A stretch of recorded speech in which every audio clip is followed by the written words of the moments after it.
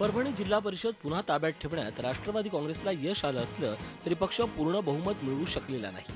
सत्ता स्थापनेसाठी 28 जागांची इतरांची मदत घ्यावी लागणार आहे।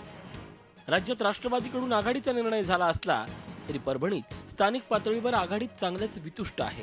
त्यामुळे आता राष्ट्रवादी कुणाला सोबत घेऊन सत्ता स्थापन करते याची चर्चा राजकीय वर्तुळात रंगू लागली आहे। परवा दिवशी जी नांदेडला बैठक झाली, जे की काँग्रेसचे अध्यक्ष अशोक चव्हाण आणि सुनील तटकरे यांच्यामध्ये जी बैठक झाली आणि त्या बैठकीमध्ये ठरले की जर दोघं पक्ष एकत्र आले तर राज्यात जवळपास 17 जिल्हा परिषद एकत्र येऊ शकतात।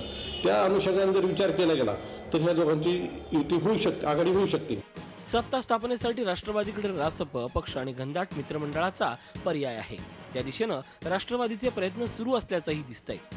सत्तेसाठी तर आता आमच्याकडे 25 लोकांच्या संख्या वाढेल, सर्वात मोठा पक्ष राष्ट्रवादीचा आहे, तर आमच्याबरोबर सगळे लोक आमच्या संपर्कात आहेत,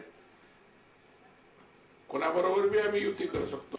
तर दुसरीकडे 13 जागांसह दुसऱ्या स्थानी असलेल्या शिवसेनेनं काँग्रेसच्या 6, भाजपच्या 5 आणि इतर 6 जणांना सोबत घेऊन सत्ता स्थापनेची तयारी शिवसेनेचे खासदार बंडू जाधव यांनी सुरू केली आहे। शिवसेनानी पण कालपासून पुढाकार घ्यायला सुरू केला की अपक्ष 6, अपक्ष 3, रासपचे 3 आणि स्वतःचे 13 आणि काँग्रेसचे 5 असे मिळून एक स्वतः वेगळा गट हे करून जिल्हा परिषद अध्यक्ष उभा करायचा असं त्यांचा चाललेला आहे।